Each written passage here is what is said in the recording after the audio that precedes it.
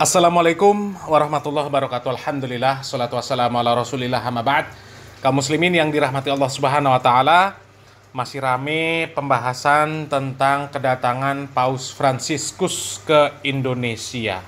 Terkhusus ramenya ini karena menanggapi orang-orang yang selalu berkoar-koar toleransi, tapi toleransinya kebablasan, sehingga tidak lagi menjadi toleransi, tapi menjadi tololransi.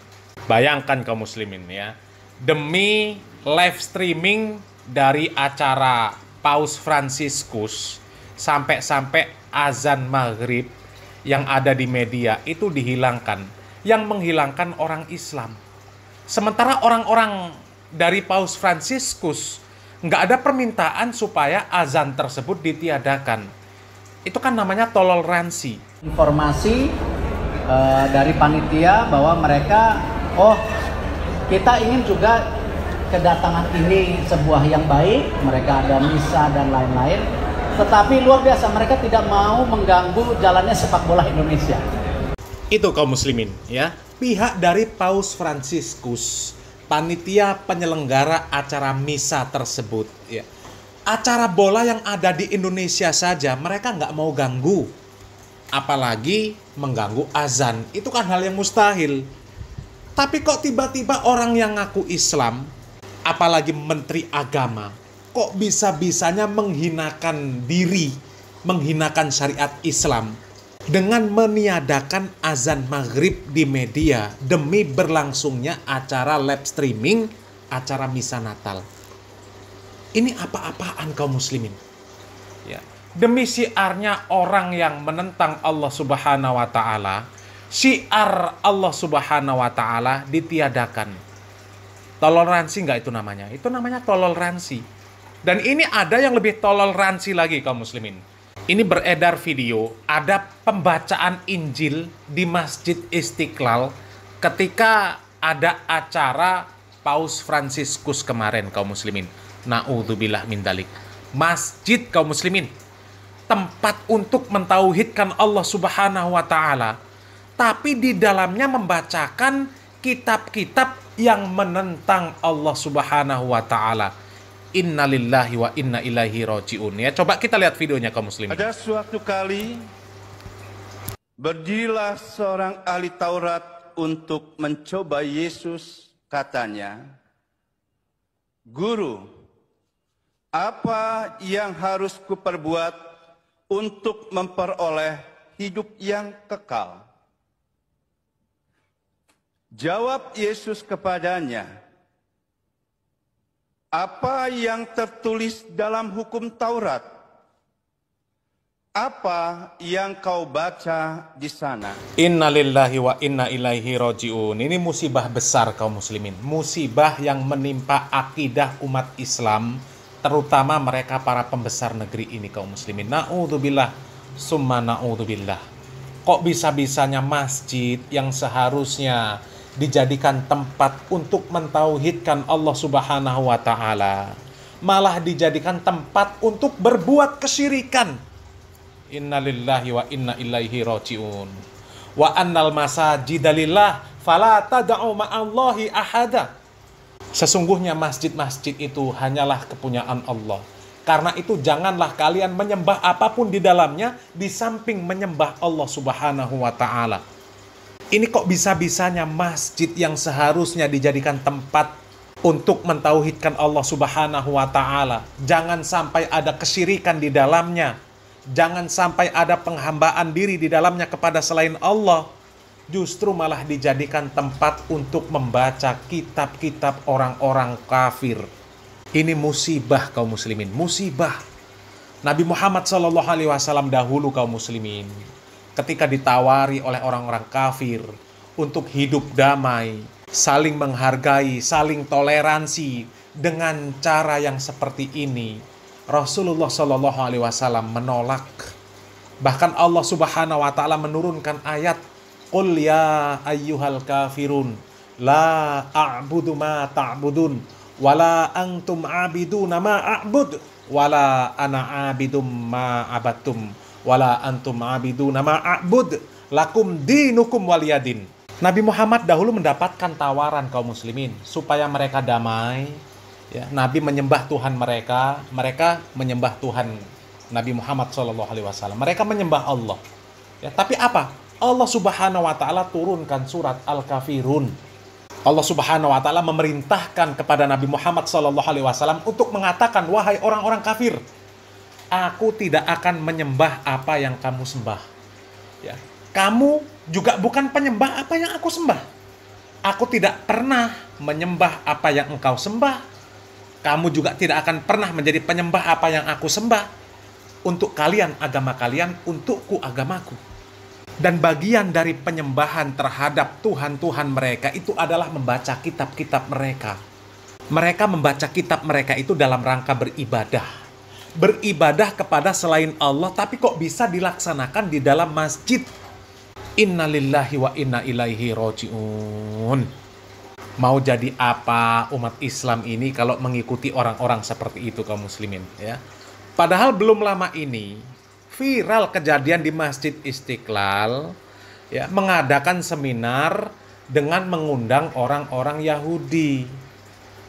Ini sekarang justru malah terang-terangan Masjid Istiqlal dijadikan tempat untuk membaca Injil. Innalillahi wa inna ilaihi roji'un.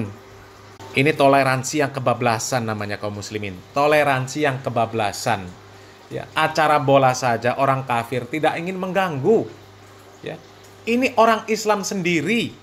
Demi berlangsungnya acara orang kafir, justru malah syiar-syiar Islam dikebiri. Ya, dengan alasan toleransi, tapi syariat Islam dihinakan. Kan dihinakan itu namanya. Ya, demi syiar orang kafir, masjid dijadikan tempat untuk berbuat kesyirikan. Musibah ini kaum muslimin. Ya.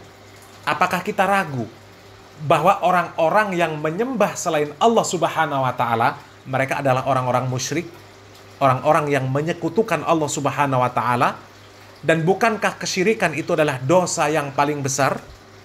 Bahkan di dalam Al-Quran Allah Subhanahu wa Ta'ala dengan tegas mengatakan, innallaha la yaghfiru ayyushraka bih wa yaghfiru ma duna dzalika liman yasha.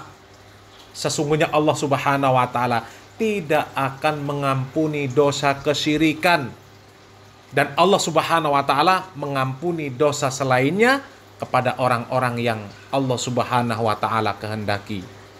Dan di dalam Al-Quran Allah Subhanahu wa Ta'ala mengabadikan perkataan Luqman kepada anaknya.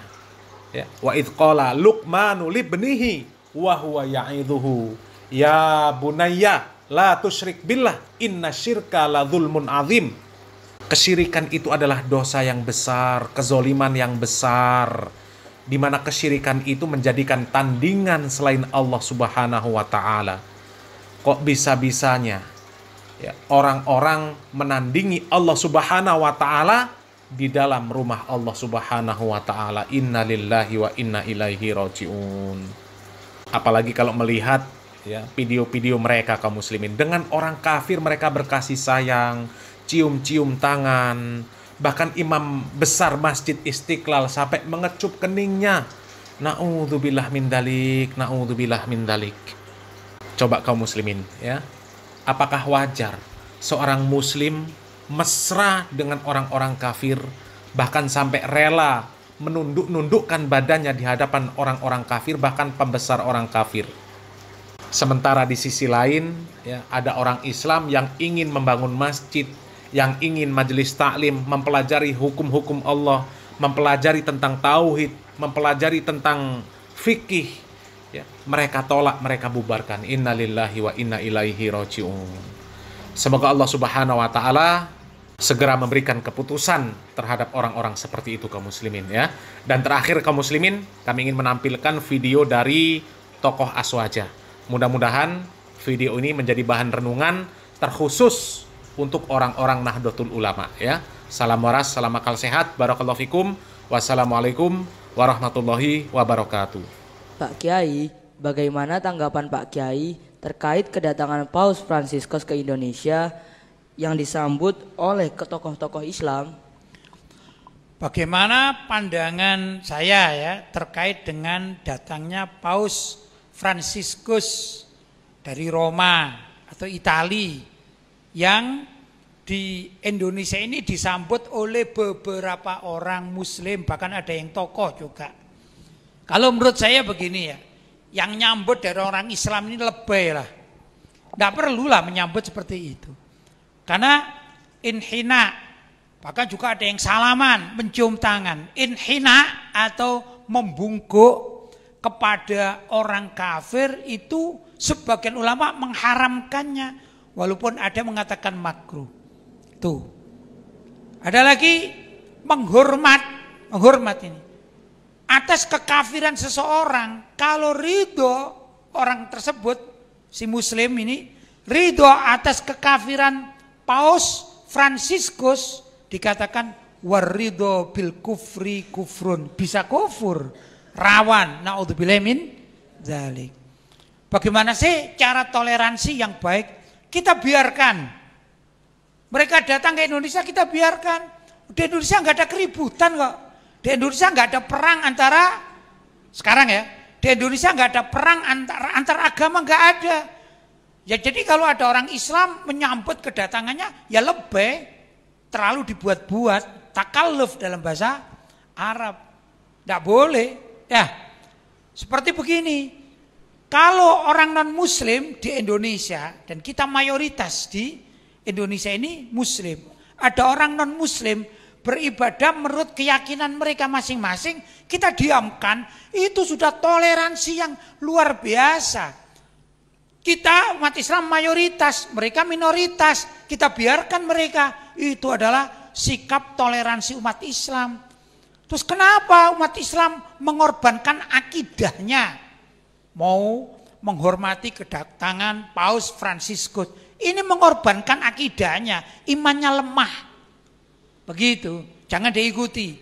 Apalagi para santri, jangan sampai mengikuti perilaku tokoh-tokoh semacam demikian ini.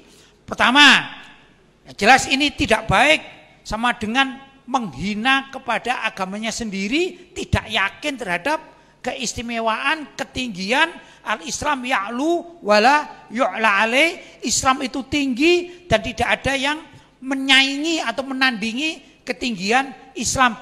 Orang tersebut tidak percaya. Dia muslim tapi tidak percaya. Ya, kurang pede kata orang sekarang. Apa? Kurang percaya diri. Enggak usah diikuti. Yang kedua, orang Islam itu harus aziz, terhormat, mulia. Begitu. Jangan sampai merendahkan diri kepada orang kafir. Wong mereka ini kafir kepada Allah. Perlu diingat, kafir kepada Rasulullah. Mereka tidak yakin atas ketuhanan Allah dan kenabian Rasulullah Shallallahu Alaihi Wasallam. Mau apanya dihormati? Inilah yang lebih, bahkan naudzubillah bisa-bisa menjurus kepada kemusyrikan, ikut kepada perilaku kemusyrikan orang-orang kafir tersebut. Naudzubillah min dzalik.